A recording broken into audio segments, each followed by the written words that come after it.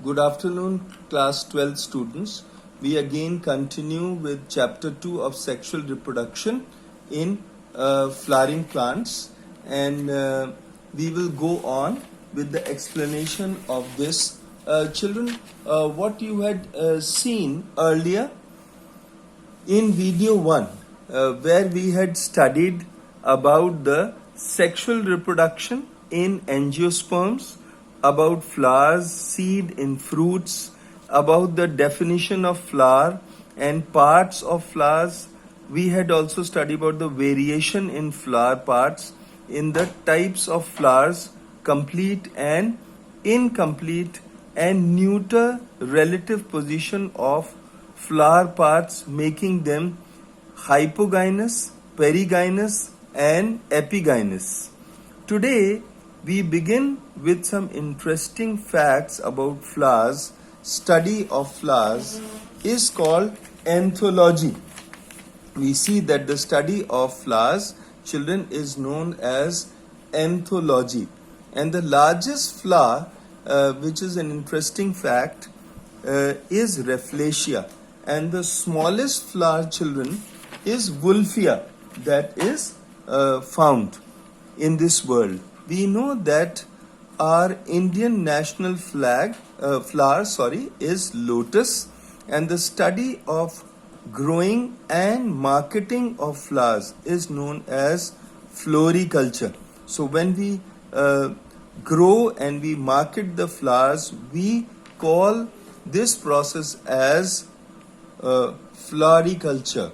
Now we look at the structure and development of anther and male gametophyte.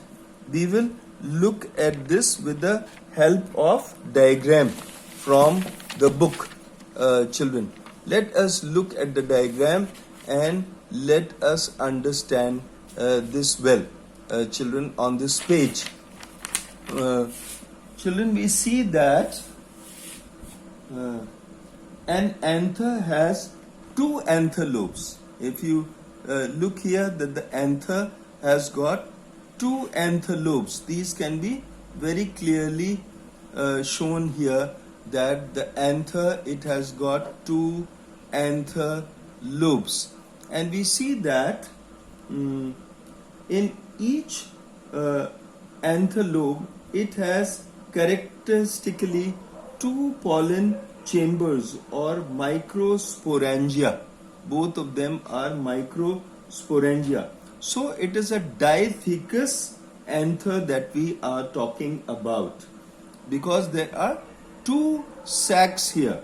We see here two pollen chambers or two pollen sacs here. Then we see a large number of pollen grains are there, and these pollen grains are called microspores. These are present in each microsporangium that has been shown here. We see that the structure of anther and the formation of microspores goes like this.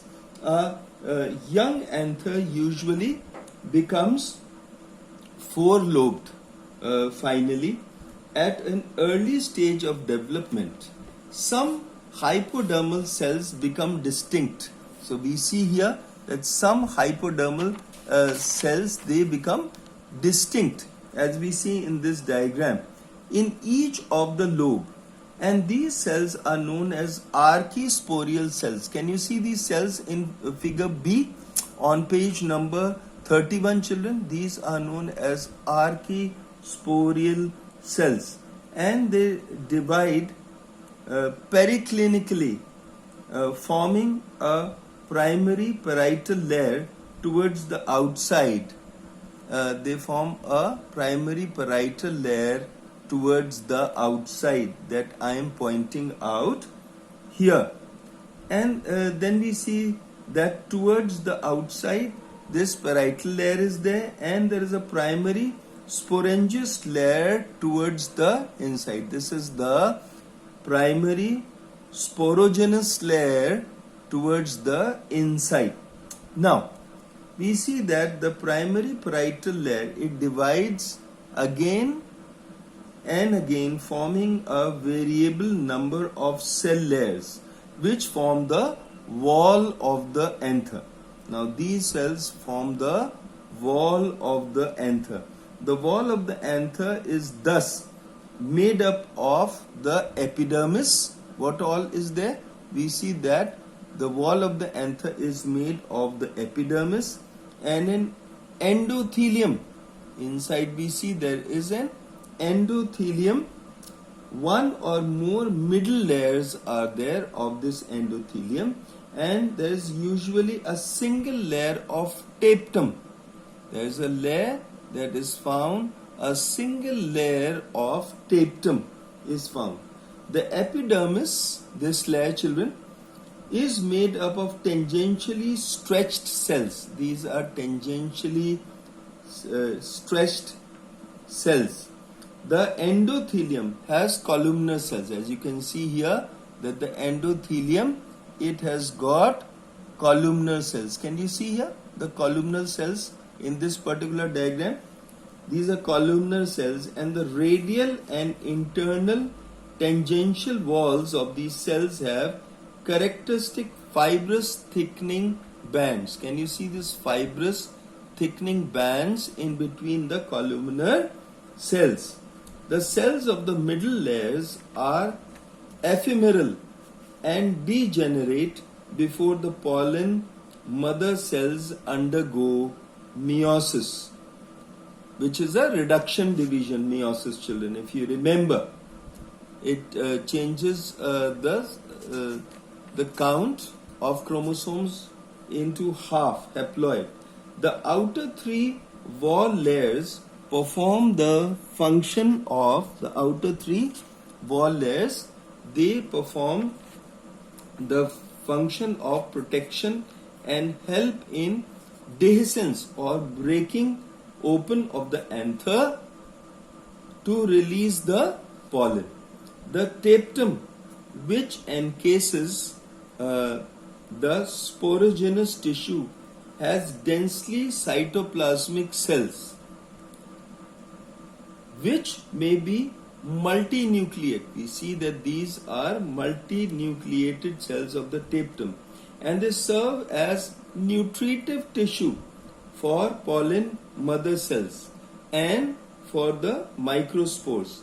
The primary sporogenous tissue may either, we see that the primary sporogenous tissue is either directly or after dividing mitotically, it functions as microspore mother cells, which are diploid cells.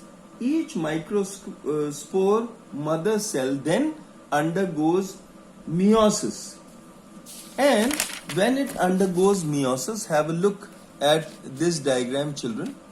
When it undergoes meiosis, then it forms 4 haploid microspores or pollen grains. Here you can see the 4 haploid microspore or mother cells here.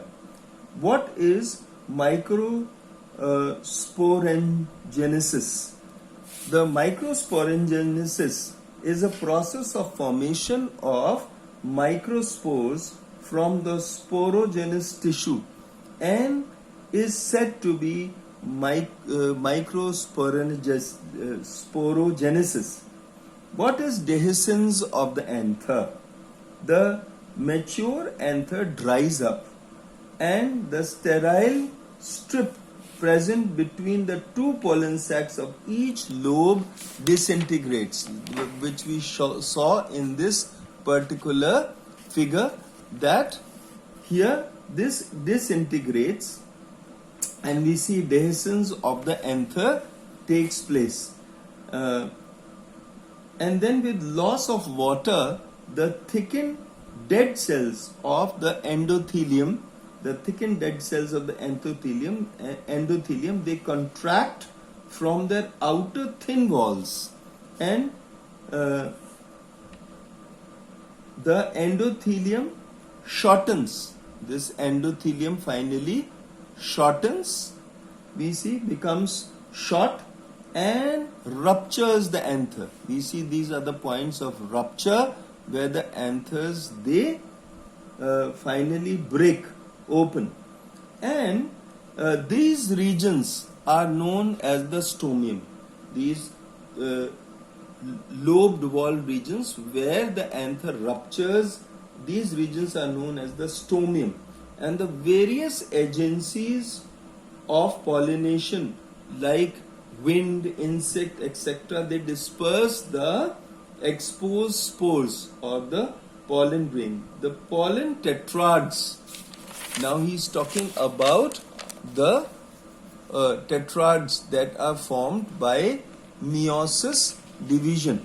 So we see here the pollen tetrads and structure of the microspore. The 4 microspores formed from a microspore mother cell are usually arranged in tetrahedral way. That means 4 together. 4 microspores are put together. Then we see that this is the tetrahedral structure. Then we also come across isobilateral tetrads. Here 3 are in the front, 1 is at the back in tetrahedral. In isobilateral we see that 4 are facing each other. Then we come across the decussate type. The example of this is magnolia, and we see the T-shaped ones. This is the T-shaped one here, and here the example is Aristolochia, or the linear type of tetrad, which is in a row. They are arranged linearly. This is seen in the example of Halophila. Then we see that the compound pollen grain. Sometimes when you look in this particular picture, sometimes when the microspore of a tetrad, they do not separate and they remain stuck together in groups. These are called as compound pollen grains. As we can see in the figure here, this is a compound pollen grain. Then there is another way in which the pollen are released, which is known as pollinium. This one is a pollinium shown here. When all the microspores in a pollen sac, they form a single mass. They all gather together as a single mass, and this mass is known as the pollinium. The structure of the pollen grain. The structure of the pollen grain is studied under pollinology. The structure of the pollen grain is studied under pollinology, the study of the pollen grain. And we see that the study of external morphology of a mature pollen grain is called pollinology. This is known as the study of mature pollen grain is known as pollinology.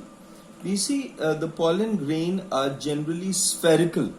That means 25 to 30 μm in diameter, and the sporoderm, it is the wall or covering of the pollen grain that you see here. The outer wall is thick and it is ornamented, and the outer wall is called exine. Then we have the inner wall, which is known as the intine. Then we come to sporopollenin. Sporopollenin, children, is a substance that is an oxidative polymer of carotenoid esters, and these make the exine or the outer layer. The sporopollinium compound is resistant, children, to high temperatures, to strong acids and alkali. At one or more places, exine is lacking. We see one or more places the exine is lacking here, and these places are known as the germ pore. Intine is composed of pectin and cellulose. Then we see pollen tube comes out of the germ pore. As you can see in this particular figure in the book, we see that the pollen tube is coming out of the germ pore or the weak area of the exine, out of which it can come out. And we see that the intine here is composed of pectin and cellulose, and the pollen tube is coming out of the germ pore here, which is very clearly seen. How does the development of the male gametophyte takes place? We see here that the pollen grain, it divides to form two unequal cells. You can see these unequal cells here in figure B on page number 34.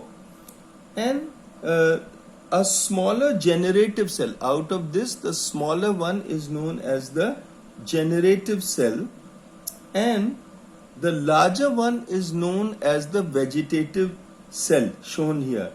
The generative cell was first attached to the intine. Can you see this? The generative cell was first attached to the intine or the inner layer of the pollen grain. And then we see that it lies free in the cytoplasm of the vegetative cell later on. And in 60% of the angiosperm plants, the pollen grains are shed at 2-cell stage. The 2-cell stage that you see here, in 60% of angiosperms, the pollen grain are shed at the 2-cell stage. Then the generative cell that we see here, the generative cell, it divides mitotically to form two male gametes which are non-motile or non-movable male gametes. Then we see another thing, that what is pollen kit? Pollen kit is a yellowish sticky substance. Pollen kit is a yellowish sticky substance that covers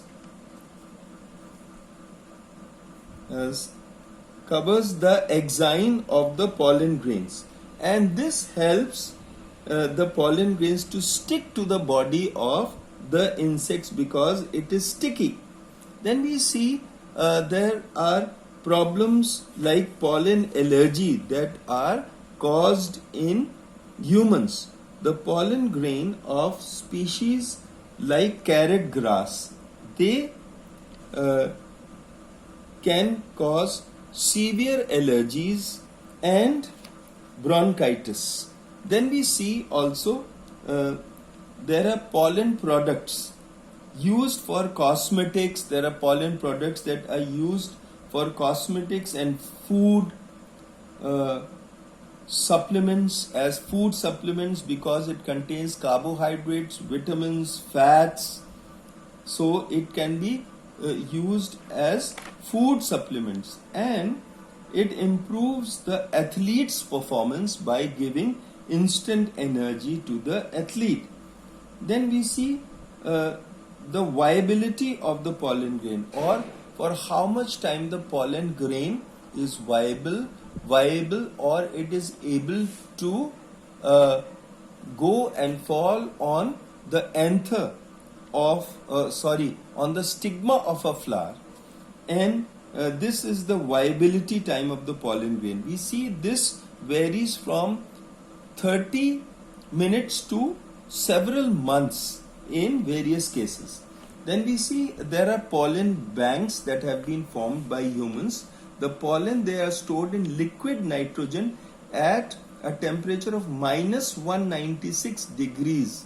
And in these pollen banks, these pollen are safe and when they are required for pollination, these can be given to farmers for pollination so that they can be utilized to bring about productive plants. So children, we have studied up till here, and we will conclude this video to here itself. So wish you all the best. Have a good day. Thank you.